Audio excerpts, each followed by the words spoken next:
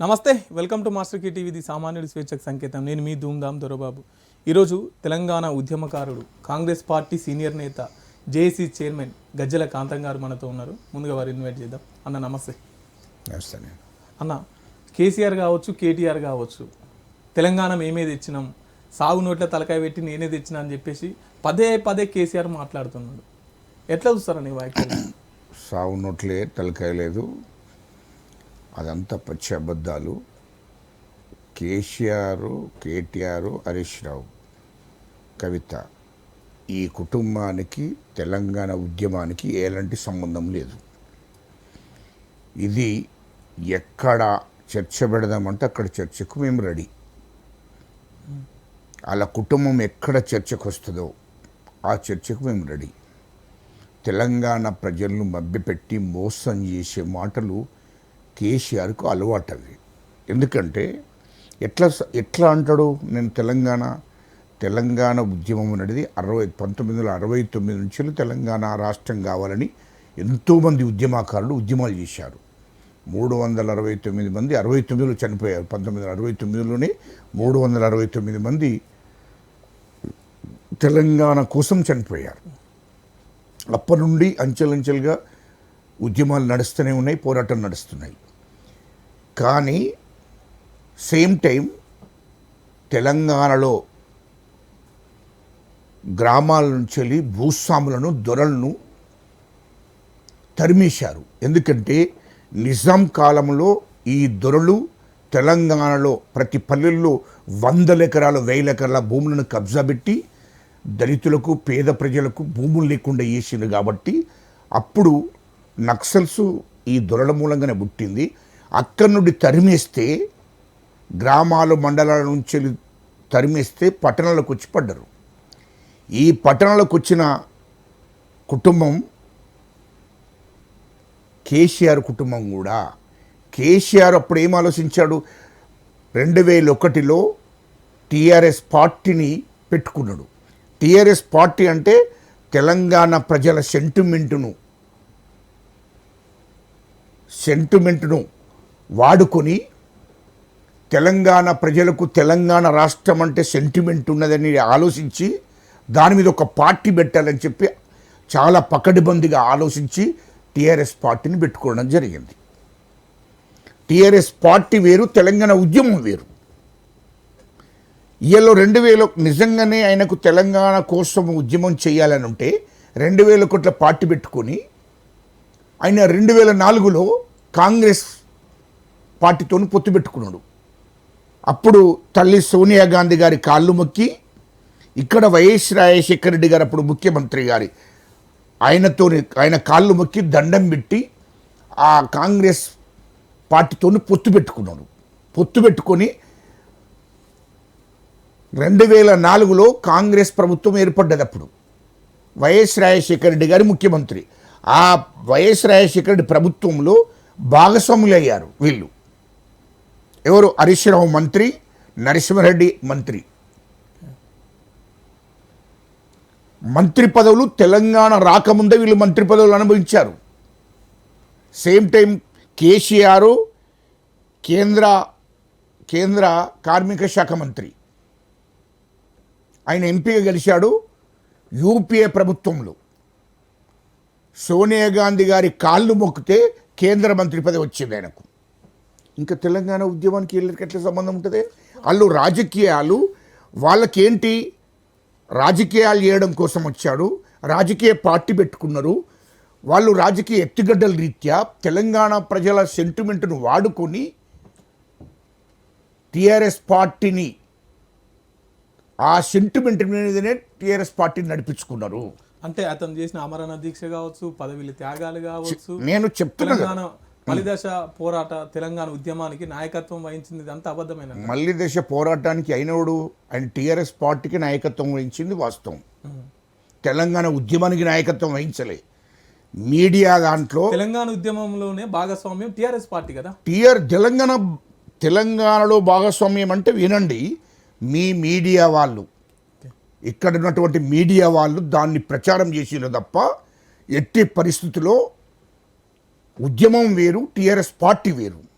ఈయల్లో TRS పార్టీని పెట్టుకొని 2004లో ప్రభుత్వంలో భాగస్వామ్యమై ఆ తర్వాత 2008-9లో జరిగిన ఎన్నికల్లో టీడీపీతో పొత్తు పెట్టుకున్న చంద్రబాబు నాయుడు కారణం మొక్కి. ఇప్పుడు టీఆర్ఎస్ ప్రధాన ఎజెండా ప్రత్యేక రాష్ట్రం ఏర్పాటు కోసమే కదా.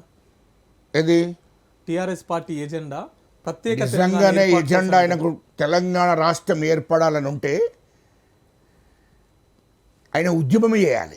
కేసీఆర్ కుటుంబం తెలంగాణ రాష్ట్రం వచ్చేదాకా మేము పోటీ చేయము, తెలంగాణ రాష్ట్రం ఏర్పడ్డ నాడే మేము పోటీ చేస్తామని చెప్పాలి. ఇవాళ కొండ లక్ష్మణ్ బాపూజీ 1969లో ఆయన మంత్రి పదవికి రాజీనామా చేశాడు. నేను తెలంగాణ రాష్ట్రం వచ్చినాడే నేను పదవులు తీసుకుంటా అని చెప్పాడు. ఇది వాస్తవం. ఇవాళ కోమటిరెడ్డి వెంకటరెడ్డి గారు కిరణ్ కుమార్ రెడ్డి ముఖ్యమంత్రిగా ఆయన ప్రభుత్వంలో మంత్రి పదవికి రాజీనామా చేసి నేను తెలంగాణ రాష్ట్రం వచ్చినాడే మళ్ళీ మంత్రి పదవి తీసుకుంటానని చెప్పి తీసుకోలేదు. దాన్ని త్యాగం అంటారు. ఈయన ఎక్కడ త్యాగాలు చేశాడు? ఇయల్లో 2001లో పార్టీ పెడతాడు, 2004లో కాంగ్రెస్ పార్టీతో పొత్తు పెట్టుకున్నాడు. కాంగ్రెస్ పార్టీతో పొత్తు పెట్టుకొని పోటీ చేశాడు. మా వైఎస్ రాజశేఖర రెడ్డి గారి ప్రభుత్వంలో భాగస్వామ్యమయ్యాడు. ఆయనకు తెలంగాణ ఉద్యమం మీద ఎట్లా చిత్తశుద్ధి ఉన్నట్టు, తెలంగాణ రాష్ట్ర ప్రజల కోసం ఎట్లా త్యాగం చేసినట్టయినా అంటే ఆయన రాజకీయ ఎత్తుగడ్డలు ఎట్లుంటుందంటే సెంటిమెంట్ను వాడుకోవాలి, రాజకీయ అధికారం కావాలనే లక్ష్యం ఆయనకుంది. ఆ లక్ష్యంతోనే ముందుకు పోయిండు తప్ప తెలంగాణ రాష్ట్రం రావాలనే ఆలోచన అనేది ఆయనకి ఎన్నడూ కూడా లేదు. ఎందుకంటే నేను ముఖ్యమంత్రి కావాలి, ఈ రాష్ట్రాన్ని పరిపాలించాలనే ఒక లక్ష్యంతో ఆయన ఎప్పుడు కూడా రాజకీయ ఎత్తుగడ్డలు వేసుకుంటూనే పోయాడు. ఎప్పుడు నేను తెలంగాణ కోసం రాజీనామా చేస్తున్నా, తెలంగాణ కోసం రాజీనామా చేసినాడు. కొండ లక్ష్మణ్ బాపూజీ మరి రాజీనామా చేసి పోటీ చేయలేదే, దాన్ని త్యాగం అంటారు. దాన్ని అది అసలైన ఉద్యమకారునికి ఉండే లక్ష్యం అంటారు. కొండ లక్ష్మణ్ బాపూజీని చూసి నేర్చుకోవాలి వాడు. అదేవిధంగా కోమటిరెడ్డి వెంకటరెడ్డి గారిని చూసి నేర్చుకోవాలి. ఇవాళ నువ్వేం చేశావు? ఎప్పుడు రాజీనామాలు చేసుడు, తిరిగి మళ్ళీ 3 నెలలకు మళ్ళీ పోటీ చేసుడు, రాజీనామాలు చేసుడు, తిరిగి మళ్ళీ అసెంబ్లీకి వెళ్ళడం, రాజీనామాలు చేసుడు, తిరిగి ఈయన ఎంపీ సీట్కి రాజీనామా చేయడు, మళ్ళీ పోయి పార్లమెంట్లో కూర్చుంటాడు. ఎట్లా సాధ్యమవుతుంది? అది ఎట్లా సాధ్యమవుతుంది? తెలంగాణ కోసం కొట్లాడినోడు ఈ రాజీనామాలు చేయడం, మళ్ళీ 3 నెలలకు అసెంబ్లీకి మేము రాజీనామాలు చేసినాం, తెలంగాణ రాష్ట్రం వచ్చేదాకా పోటీ చేయమని చెప్పి ప్రకటించినట్టు. కానీ ఆయన ప్రకటించలేదు. ఉప ఎన్నికలు రావడం, ఆయన ఎప్పుడు కూడా సెంటిమెంట్ని అడ్డుపెట్టుకోవడం, పోటీ చేయడం, డబ్బులు వసూలు చేయడం, ఆయన ఆ రాజకీయ పార్టీని నడిపించుకోవడం ఇంతే ఆయనకు. ఎందుకంటే రాజకీయాల మీద ఇంట్రెస్ట్ ఉన్నట్టు తెలంగాణ రాష్ట్రం మీద ఇంట్రెస్ట్ లేకుండా ఆయనకు. ఎందుకంటే ఖచ్చితంగా ఆయన రాజకీయ పార్టీని బలోపేతం చేసి ఖచ్చితంగా తెలంగాణ రాష్ట్రం వచ్చినా రాకున్నా నాకు రాజకీయ అధికారం కావాలనుకున్నాడు. ఈ రాష్ట్రాన్ని అసలు ఉమ్మడి రాష్ట్రానికి ముఖ్యమంత్రి కావాలనుకున్నాడు ఆయన. కానీ అది జరగలేదు. ఆయన అనుకున్న లక్ష్యం వేరే ఉన్నది, అది మీకెవరికి తెలియదు. సరే, కేసీఆర్ ప్రత్యేక తెలంగాణ రాష్ట్రం కోసం ఆయనే నాయకత్వం వహించి ప్రత్యేక తెలంగాణ ఏర్పాట్లో లేకపోతే 2014లో 100 సీట్లు ప్రజలు ఎట్లా గెలిపిస్తారు? మీరు ఎట్లా అంటారండి? నాయకత్వం ఎవడు వహించాడు? మీరు ఎప్పుడు కూడా టీఆర్ఎస్ పార్టీకే నాయకత్వం వహించాడు.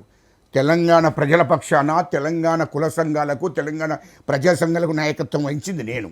తెలంగాణ విద్యార్థులకు, తెలంగాణ ఉస్మానియా యూనివర్సిటీ, కాకతీయ యూనివర్సిటీ విద్యార్థి లోకానికి నాయకత్వం వహించింది పెడమర్తి రవి, రాజారాం యాదవ్. ఇది వాస్తవం. అదేవిధంగా ఉద్యోగ సంఘాలకు, తెలంగాణ ఉద్యోగుల సంఘాలకు నాయకత్వం వహించింది మన స్వామిగౌడు, శ్రీనివాస్ గౌడు, విట్టలు, దేవిప్రసాద్. వీళ్ళు ఉద్యోగ సంఘాలకు నాయకత్వం వహించారు. ఇక దేనికి నాయకుడు? కోదండరాం పొలిటికల్ జేసీకి ఆయన అప్పుడు జేసీ ఉండే, దానికి నాయకత్వం ఆయన వహించాడు. ఇక దీనికి ఎవరు నాయకత్వం వహించాడు? ఆయన పార్టీకి నాయకత్వం వహించుకున్నాడు. టీఆర్ఎస్ పార్టీకి నాయకత్వం వహించుకున్నాడు తప్ప తెలంగాణ ఉద్యమానికి, తెలంగాణ రాష్ట్రం రావాలని ఏ రాజకీయాలకు సంబంధం లేకుండా మేము నాయకత్వం వహించాము. మేము తెలంగాణ రాష్ట్రం వచ్చేదాకా రాజకీయాల జోలికి పోలేదు. తెలంగాణ రాష్ట్రం ఏర్పడ్డ తర్వాతనే రాజకీయాల జోలికి పోయినాం తప్ప అప్పటిదాకా రాజకీయాలు అంటుపెట్టుకోలేదు. రెండవది, మీరు ఇంకో విషయం కూడా అంటున్నారు, దీక్ష. మేమున్నామండి దీక్ష. అప్పుడు దొంగ దీక్ష. దాన్ని దీక్ష సావు నోట్లు తలబెట్టినా, ఎవడరా తలబెట్టింది? సావు నోట్లే తలబెట్టిందని తెలంగాణ యువతను, ప్రజలను మభ్యపెట్టి తెలంగాణలో ఉన్నటువంటి పెట్టుబడిదారులను, తెలంగాణలో సినిమా ఇండస్ట్రీని, తెలంగాణ ప్రజలను, యువతను మభ్యపెట్టాలని చూస్తున్నాడు ఈ దుర్మార్గుడు. ఇయల్లో కరీంనగర్ నుంచి వచ్చాడు, సిద్దిపేటకు వచ్చాడు. ఆనాడు దీక్ష చేస్తారని ఆనాడు కరీంనగర్ నుండి సిద్దిపేటకు వచ్చి సిద్దిపేట నుండి పోలీసు వాళ్ళు తీసుకొని పోతే వరంగల్ పెట్టి వరంగల్ నుండి ఖమ్మం పోయిండు. ఆనాడు 4 గంటలకే నాకు ఆకలి అవుతుంది టిఫిన్ పెట్టుమని చెప్పి వెంటనే ఇడ్లీని వడ తెప్పించుకొని తిన్నాడు, జ్యూస్ తాగాడు.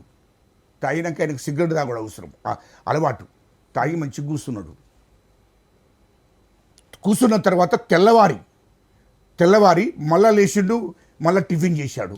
మళ్ళా టిఫిన్ చేసిన తర్వాత అప్పుడు ఉస్మానియా యూనివర్సిటీ విద్యార్థులకు తెలిసింది ఎవరు కేసీఆర్ దీక్షను విరమించుకున్నాడు అనగానే వెంటనే ఉస్మానియా యూనివర్సిటీలో ఆ రికార్డు తీయండి.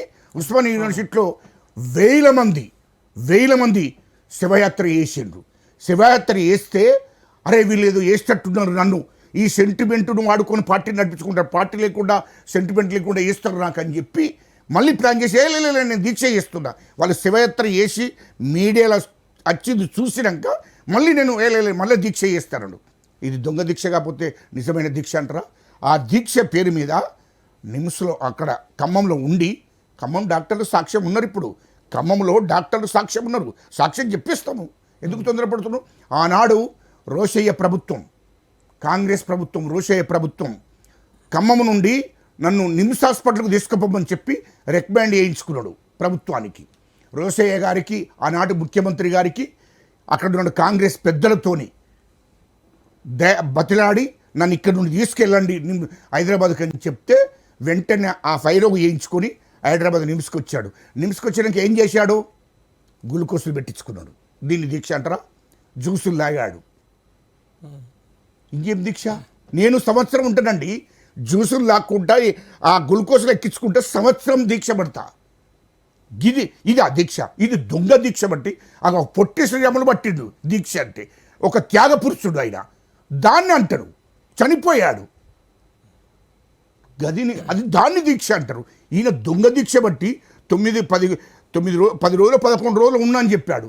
ఈ దొంగ దీక్ష బట్టి గ్లూకోజులు పెట్టించుకొని జ్యూసులు లాక్కుంటా నేను దీక్ష పట్టిందంటే, వీళ్ళు నిమ్స్లో డాక్టర్లు ఉన్నారు కదా, డాక్టర్లు ఉన్నారు, అక్కడ డైరెక్టర్లు ఉన్నారు, తర్వాత అక్కడ ఉన్నటువంటి ప్రభుత్వం, ఆనాటి ప్రభుత్వం ఉంది, రిపోర్ట్ ఉంది, మొత్తం ఇంటెలిజెన్స్ రిపోర్ట్ ఉంది, అక్కడ ఉన్న డాక్టర్లు సాక్ష్యం ఉన్నారు. ఆ రిపోర్ట్ అంతా రాసిపెట్టింది ఆనాడు రోషయ్య ప్రభుత్వం, ఆనాడు రోషయ్య గారు, ఆనాడు ముఖ్యమంత్రి, ఆయన రిపోర్ట్ మొత్తం ఉంది. ఈయన దొంగ దీక్ష పట్టిండా లేదనేది. కేసీఆర్ గారితో కలిసి ఎన్ని రోజులు పనిచేసినా, ఎన్నేళ్ళు పనిచేసి ఉద్యమంలో పనిచేశాం మేము.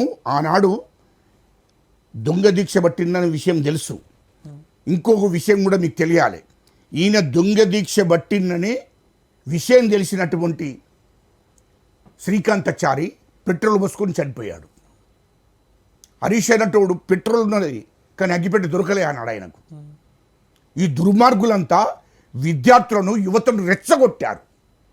ఇవాళ కేసీఆర్, హరీష్ రావు వాళ్ళ కుటుంబం చేయబట్టి వాళ్ళు రెచ్చగొట్టడం మూలంగా, ఈ దొంగ దీక్ష పట్టడం మూలంగా విద్యార్థులు, యువత మనస్తాపం చెంది ఆత్మహత్యలు చేసుకున్నాడు. తెలంగాణ ఇక వస్తుందో రాదో, వీడు దొంగ దీక్షలు చేస్తున్నాడు అని చెప్పి వాటి హరీష్ రావు రెచ్చగొట్టడం మూలంగా మొత్తం విద్యార్థులు, యువతంతా చనిపోయారు, ఆత్మహత్యలు చేసుకున్నారు. 1200 మంది బిడ్డలు చనిపోవడానికి కారణమైనరు వీళ్ళ కుటుంబం. ఇది వాస్తవం కాదా? ఇప్పుడు కేసీఆర్, టీఆర్ఎస్ పార్టీ, బాల్క సుమన్ కావచ్చు, రసమయ్య బాలకిషన్ కావచ్చు, ఇటువంటి కొంతమంది ఉద్యమకారులకు అవకాశాలు ఇచ్చింది, అట్లా మీకేం రాలే? ఆనాడు ఇవాళ అవకాశాల గురించి అది మాట్లాడదాం. ఇవాళ ఇదంతా జరిగిన తర్వాత 2014 దాకా ఇటు ప్రజా సంఘాలు చేసి, ఉద్యోగ సంఘాలు చేసి, విద్యార్థి సంఘాలు చేసి అందరం కలిసి కొట్లాడాం. నేను చంద్రబాబు నాయుడు గారిని ప్రతిపక్ష పార్టీ నాయకుడు శ్రీకృష్ణ కమిటీ వేసిన తర్వాత అక్కడ ఉన్నటువంటి కేంద్ర హోంమంత్రి సుశీల్ కుమార్ షిండే అధ్యక్షతన కమిటీ పడ్డది. అప్పుడు ఇక్కడ రాష్ట్రంలో ఉన్న ప్రతిపక్ష పార్టీ నాయకుడు, ఆంధ్రకు సంబంధించిన ప్రతిపక్ష పార్టీ నాయకుని లేఖలు కావాలని అడిగారు వాళ్ళు. అప్పుడు కీలక పాత్ర వహించింది చంద్రబాబు నాయుడు, వైఎస్ జగన్మోహన్ రెడ్డి. వీళ్ళిద్దరూ లేఖలు రాస్తేనే తెలంగాణ రాష్ట్రం ఇవ్వడానికి అవకాశాలు ఉంటాయి అని చెప్తే చంద్రబాబు నాయుడు గారి దగ్గరికి పోయి ఒప్పించి మెప్పించి బతిలాడి ఆయనను 6 నెలలు ఆయన ఇంటికి వెళ్ళి 6 నెలలు తిరిగి వాళ్ళ ఇంటి చుట్టూ ఆయనను ఒప్పించి లేఖ రాయించాను. అదేవిధంగా వైఎస్ జగన్మోహన్ రెడ్డి ఇప్పుడున్న ముఖ్యమంత్రి గారు ఆయనతోని వైఎస్ఆర్ కాంగ్రెస్ పార్టీ తరపున ఆయన లేఖ రాశాడు. ఆ లేఖలు రాయించింది మేము. ఆనాడు సోనియా గాంధీ గారు ఈయన కేంద్ర మంత్రి ఉన్నప్పుడు చేసిన కుంభకోణం మూలంగా ఆనాడు ఈయన కేంద్ర మంత్రికి కూడా కేంద్రంలో ఉన్నటువంటి యూపీఏ ప్రభుత్వాన్ని మోసం చేసి దగా చేసిండు. 1000 కోట్ల కుంభకోణం చేస్తే అది మనసులో పెట్టుకొని ఇక ఆనాడు తెలంగాణ రాష్ట్రం కోసం ఉద్యమాలు నడుస్తున్నాయి, బయట పెడితే బాగుండదని చెప్పి ఊరుకున్నారు. ఆనాడు అది చూసి కేసీఆర్ నమ్మలే. తెలంగాణ ఇచ్చిన తల్లి సోనియమ్మ ఈడు మూర్ఖుడు అని చెప్పి అప్పటికీ ఈయన మీద ఆనాడు ప్రభుత్వం చర్యలు కూడా తీసుకున్నది. అవన్నీ అయిపోయినాయి. ఆనాడు అది చూసిన తర్వాత తెలంగాణ ప్రజలను మోసం చేస్తున్నాడు కేసీఆర్ అని చెప్పి అందుకోసమే కేసీఆర్ను చర్చలకు విలువలే. సోనియా గాంధీ గారు 2013 నుంచి 2014 దాకా కేసీఆర్ను చర్చలకు విలువలే. మమ్మల్ని చర్చలకు పిలిచారు ఢిల్లీకి.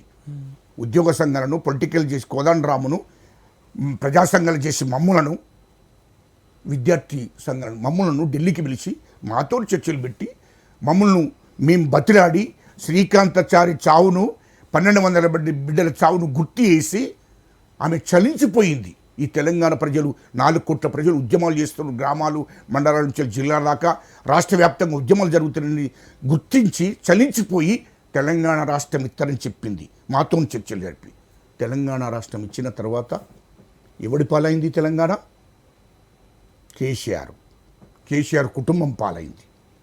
ఇయాల్లో తెలంగాణ ఉద్యమం చేస్తుందని చెప్పి అన్నాడు చూడండి. తెలంగాణ ఉద్యమం పేరు మీద ఆయన తెలంగాణ ప్రజలు ఆయన పాత్ర, తెలంగాణ సెంటిమెంట్ను వాడుకున్న పాత్ర ఉన్నది. అయినది తెలంగాణ కోసం కొట్లాడిన అనే మాటకు తెలంగాణ రాకముందే తెలంగాణ ప్రజలు ఆయన రుణాన్ని తీర్చుకున్నారు. ఇది వాస్తవం. సెంటిమెంట్ను వాడుకొని ఆయన రుణం ఆనాడు తెచ్చుకు కేంద్ర మంత్రిగా పదవి వచ్చింది తెలంగాణ సెంటిమెంట్ పేరు మీద.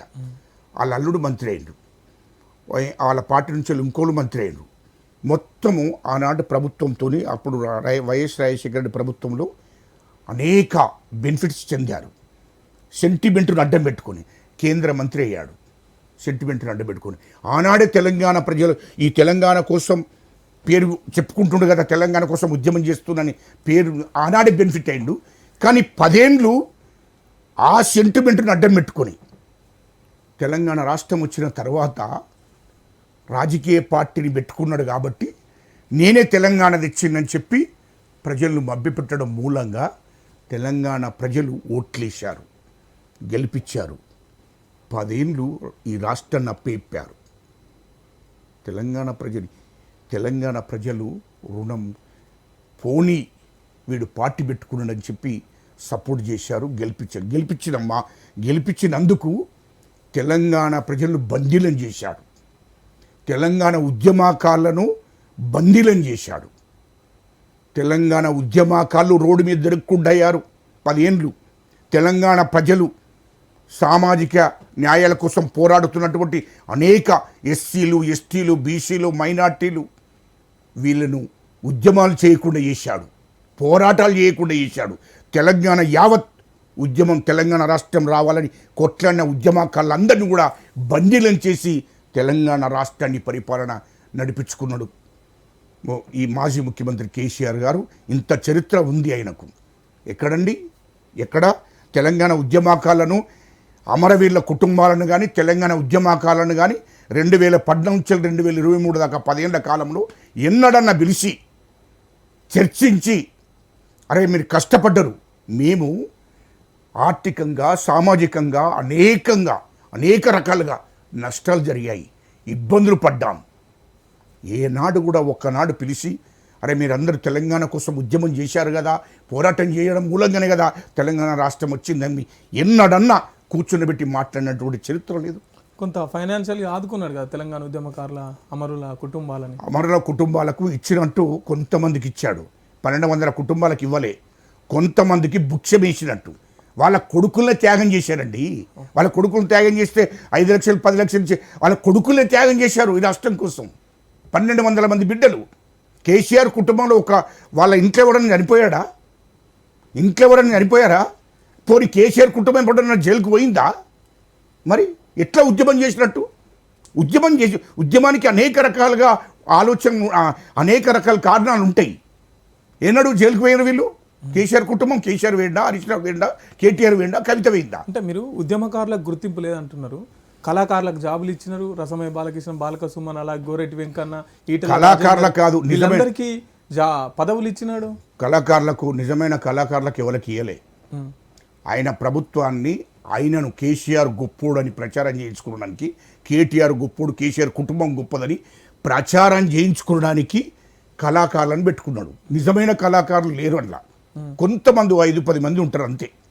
కడమోళ్ళందరూ కూడా పేమెంట్ ఇచ్చి, జీతాలు ఇచ్చి, ఓన్లీ కేసీఆర్ ప్రభుత్వము కోసమే ప్రచారం చేసుకున్నాడు. తెలంగాణ తీసుకొచ్చి నేనే అనే దుర్మార్గపడే ప్రచారం వాళ్ళతో చేయించుకున్నాడు. దానికోసం పెట్టుకున్నాడు తప్ప ఎవరికి కూడా. నిజంగానే తెలంగాణ ఉద్యమకారులకు 3-4 ఇచ్చాడు. కానీ తెలంగాణ అద్దన్నోళ్ళు మెజార్టీ ఉన్నారు కదా అలా. శ్రీనివాస్ యాదవ్ తెలంగాణ అద్దన్నోడే, నాగేందర్ తెలంగాణ అద్దన్నోడే. వాడు కవిష్కర్ రెడ్డి అనేటోడు మొన్న మాట్లాడుతున్నాడు మా ముఖ్యమంత్రి రేవంత్ రెడ్డి గారి మీద. వాని స్థాయి కాదు, రేవంత్ రెడ్డి గారి గోటికి కూడా సరిపోడు వాడు కవిష్కర్ రెడ్డి అనేటోడు. వాడు మాట్లాడుతున్నాడు. వాడు తెలంగాణ విద్యార్థులను, యువతులను దాడి చేశాడు. తుపాకీ చేతులు పట్టుకుని, రివర్వల్ చేతులు పట్టుకుని వాళ్ళ మీద దాడి చేశాడు. వాళ్ళ మీద దాడి చేస్తే కాళ్ళెరిగిన 11 మంది బిడ్డలు కాళ్ళెరిగినాయి, దెబ్బలు జరిగినాయి, హాస్పిటల్ పాలైనరు, సాగు బతుకుల్లో బయటపడ్డారు. అటువంటి దుర్మార్గుణ్ణి ప్రభుత్వంలో భాగస్వామ్యం చేసుకున్నాడు. తెలంగాణ వద్దని వ్యతిరేకించినటువంటి దుర్మార్గులందరినీ కూడా ప్రభుత్వంలో పెట్టుకున్నాడు. ఇది వాస్తవం కాదా? తెలంగాణ రాష్ట్రం కోసం ఆయనకు చిత్తశుద్ధి ఎక్కడుంది? తెలంగాణ ఉద్యమకారులను ఎక్కడ పెట్టాడు? మేము త్యాగం చేసి, కష్టపడి, కోట్ల రూపాయలు ఖర్చు పెట్టుకొని, మా శ్రమ, మేము చాలా ఇబ్బంది పడి రాష్ట్రం కోసం ఉద్యమాలు చేస్తే మమ్మల్ని బందీలుగా, మమ్మల్ని బ్లాక్మెయిల్ చేసి, బెదిరించి, మా ప్రభుత్వం మీద కానీ నా మీద కానీ మాట్లాడితే లోపటేస్తారని చెప్పి అనేక విధాలుగా మమ్మల్ని ఇబ్బందులు పెట్టి బందీలుగా చేశాడు దుర్మార్గుడు. తెలంగాణ నిజమైన ఉద్యమకారులు ఆయన ప్రభుత్వ భాగస్వామ్యం లేరు. ఓకే, మీరు కాంగ్రెస్ సీనియర్ నాయకులు కదా, మీరు ఇందాక చెప్పినట్టు తొలిదశ పోరాటంలో 369, మలిదశ పోరాటంలో 1200 మంది తమ ప్రాణాలని కోల్పోయినారు కదా. దీనికి కారణం అప్పుడు కాంగ్రెస్ పార్టీ అధికారంలో ఉంది, మళ్ళీ మలిదశ పోరాటంలో కాంగ్రెస్ పార్టీ అధికారంలో ఉంది. దీనికి కారణం కాంగ్రెస్ పార్టీయే కదా. కాంగ్రెస్ పార్టీ ఎట్లా అవుతుంది? ఆనాడు కాంగ్రెస్ పార్టీ ఆలోచన చేసింది, ఒకవేళ తెలంగాణ ఇస్తే తెలంగాణను పరిపాలించేవాడు ఉండాలి ఆనాడు కూడా ఆలోచించింది. అప్పుడున్నటువంటి పరిస్థితులను బట్టి, అప్పుడున్నటువంటి విధానాలను బట్టి రాష్ట్ర పరిస్థితి ఎట్లుండాలి, ఏంటిది అనేది, అప్పుడున్నటువంటి ఆర్థిక స్థితిగతులు, అప్పుడున్నటువంటి పరిపాలన పరిస్థితులు, అప్పుడున్నటువంటి అంచనాలు వేసేది.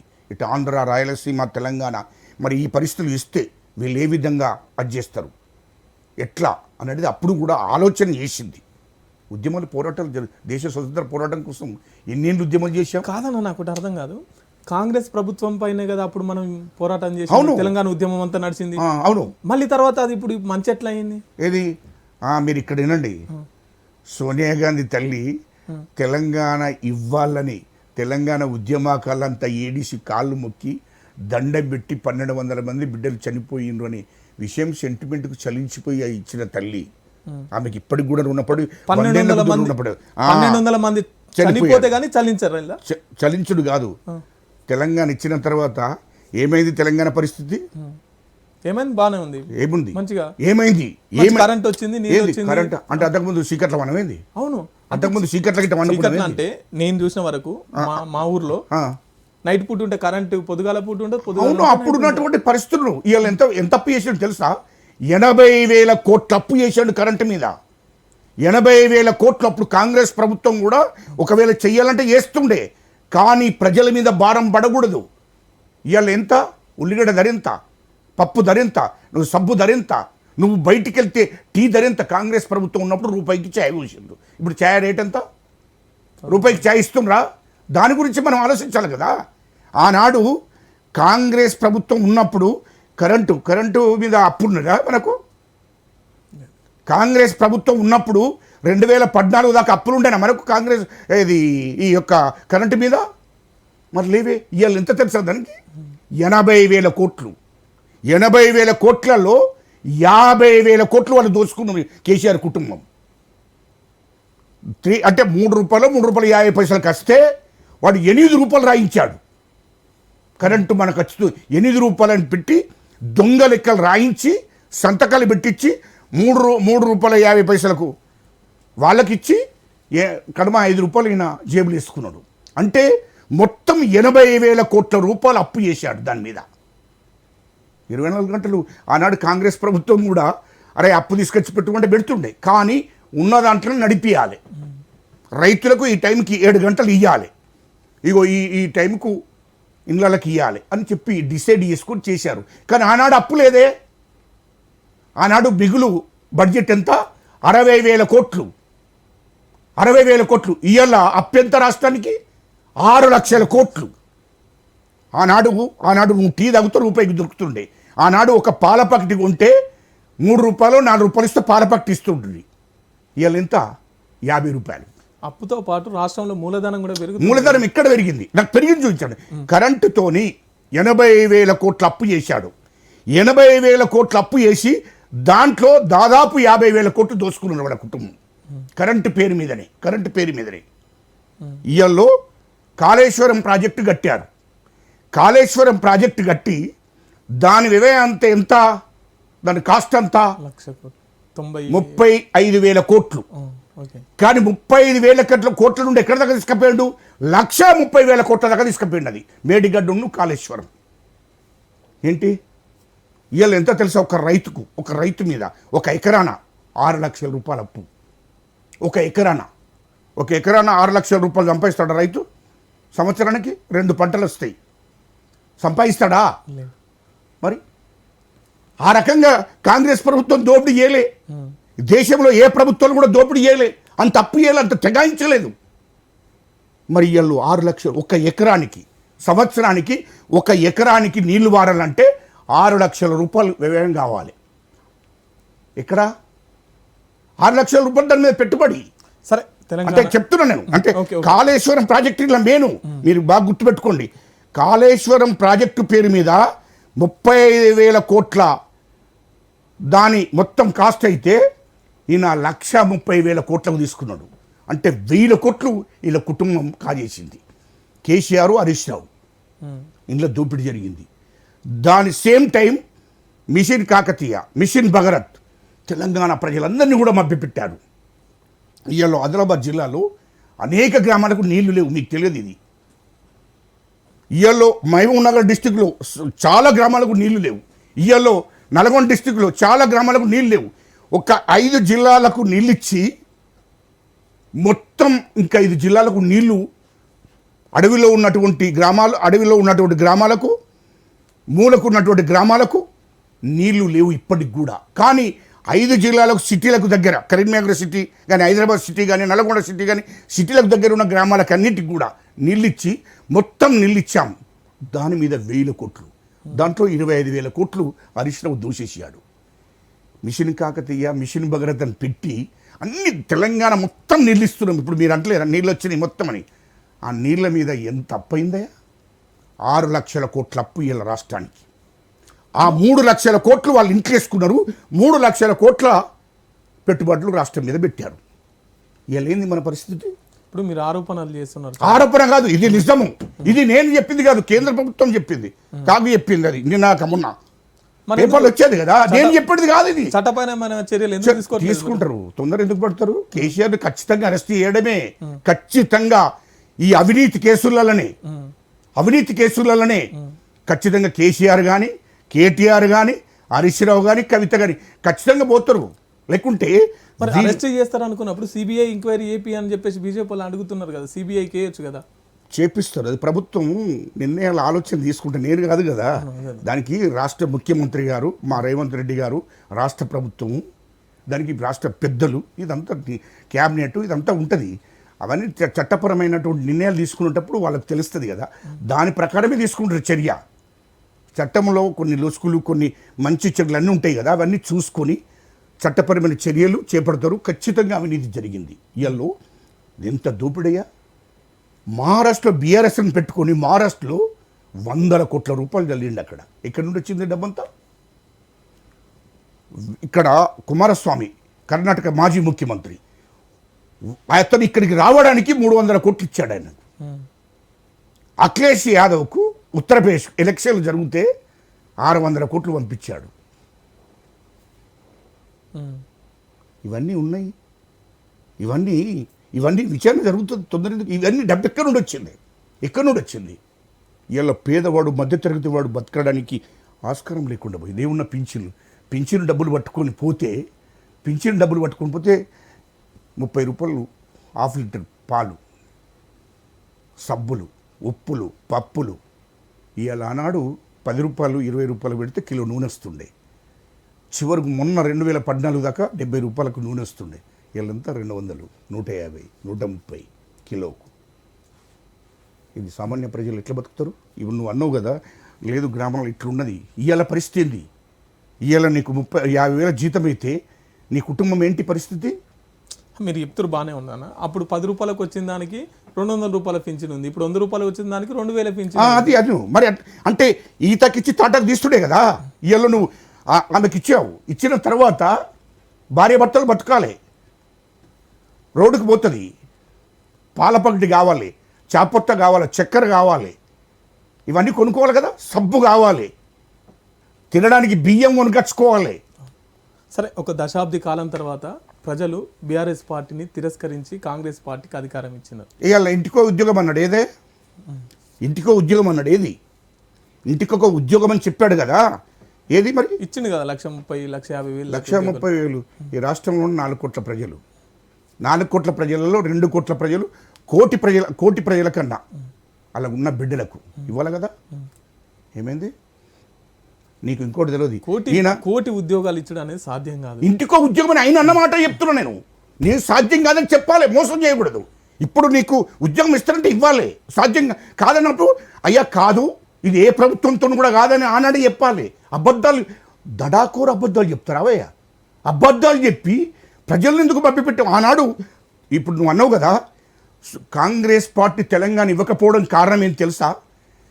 రాష్ట్రం 10 ఏళ్ళు ప్రజలు స్వేచ్ఛగా తిరిగిన రావే. రాష్ట్రంలో దళిత సంఘాలు, ఎస్టీ సంఘాలు, బీసీ సంఘాలు, కనీసం సంఘాలు పెట్టుకొని సంఘాల తరపున ఉద్యమం చేసి మా హక్కులను సాధించుకుంటామంటే ధర్నా చేస్తే వాళ్ళ మీద అరెస్టులు పెట్టారు, కేసులు పెట్టారు, నిర్బంధించారు.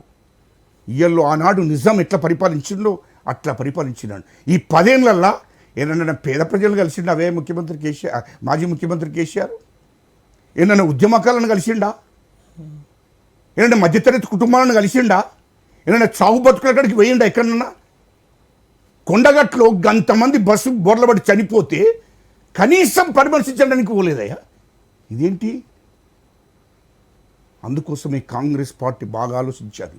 కానీ తెలంగాణ ప్రజలు ఏడుస్తున్నారు, బిడ్డలు చనిపోతున్నారు, ఈ బిడ్డలంతా ఉద్యమాలు చేస్తున్నారని చెప్పి మమ్మల్ని చూసి ఆలోచన చేసి చలించిపోయి రాష్ట్రం ఇచ్చింది తప్ప, రాష్ట్రం ఇస్తే ఎవరి చేతికి పోయింది? తెలంగాణ ఎవరి చేతికి పోయింది? ఇవాళ ఏంది రాష్ట్ర పరిస్థితి? రాష్ట్రం తెచ్చుకొని ఇంటికో ఉద్యోగం నాడు ఉద్యోగాలు రాలే. 6 లక్షల అప్పు అయింది మీదికెళ్ళి. 6 లక్షల కోట్ల అప్పు, 60,000 కోట్లు మిగులు బడ్జెట్ నుండి 6 లక్షల కోట్ల అప్పుకు పోయింది తెలంగాణ వచ్చిన తర్వాత. నిత్యావసర వస్తువుల ధరలు పెరిగాయి. చిన్న తరగతోడు, పెద్దోడు, మధ్య తరగతోడు బతికే పరిస్థితి లేదు. డబ్బున్నోడు ఒక్కడే బడాబాబులు బతకడానికి అవకాశాలు ఉన్నాయి. ఇవాళ ఏమైంది తెలంగాణలో? తెలంగాణ వస్తే ఏమైంది?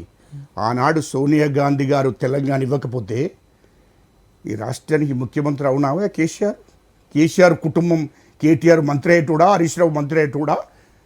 ఈ తెలంగాణ ఇవ్వకపోతే ఇయ్యకపోతానికి అక్కడ ఆస్కారం లేదు, ఎందుకంటే ప్రజలు అంత పెద్ద ఉద్యమం ఉద్యమం జరిగింది కాబట్టే ఇచ్చారు. అది ప్రజల ఘనత, అట్లా అది చెప్పు. ప్రజల కానీ ఉద్యమం. కాంగ్రెస్ పార్టీ ఇచ్చింది, ఇది కాంగ్రెస్ కాంగ్రెస్ ఘనత పార్టీ అని ఇచ్చింది, కాంగ్రెస్ పార్టీ ఇచ్చింది కాబట్టి ఇలా సోనియా అమ్మ గిట్ట ఇయ్యకపోతే నరేంద్ర మోడీ ఆట మొదలు పెడుతుండే.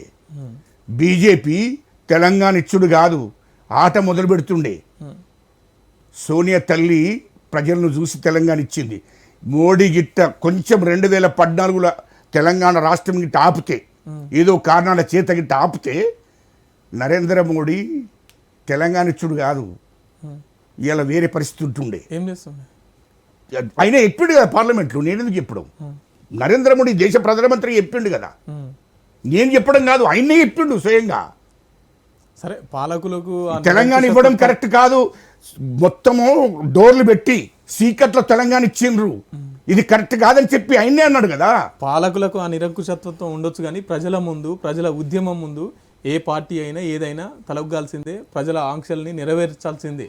అది కాబట్టే కాంగ్రెస్ ఆనాడు యూపీఏ ప్రభుత్వం సోనియమ్మ తెలంగాణ రాష్ట్రం ఇచ్చింది. ఇచ్చిన తర్వాత ఏమైంది మరి? మంచి జరగాలి కదా మనకైతే. సరే, బీఆర్ఎస్ పార్టీ మంచి జరగాలి కదా మనకైతే. 10 ఏళ్ళు అయిపోయిందన్న, 10 ఏళ్ల తర్వాత కాంగ్రెస్ పార్టీ అధికారంలోకి వచ్చింది. ఇప్పుడు ఎలా ఉంది ఉద్యమకారుల పరిస్థితి? ఉద్యమకారులను గుర్తించి ఉద్యమకారులకు ఏమైనా సముచిత స్థానాన్ని కల్పించే అవకాశంగా ఆలోచన చేస్తుందా? చేస్తుంది కదా. ఇప్పుడు 2 నెలలు అవుతుంది. అవును, అదే 2 నెలలు అవుతుంది. ఖచ్చితంగా తెలంగాణ ఉద్యమకాలను గురించి ఆలోచన చేయవలసిందే, చేస్తుంది కూడా.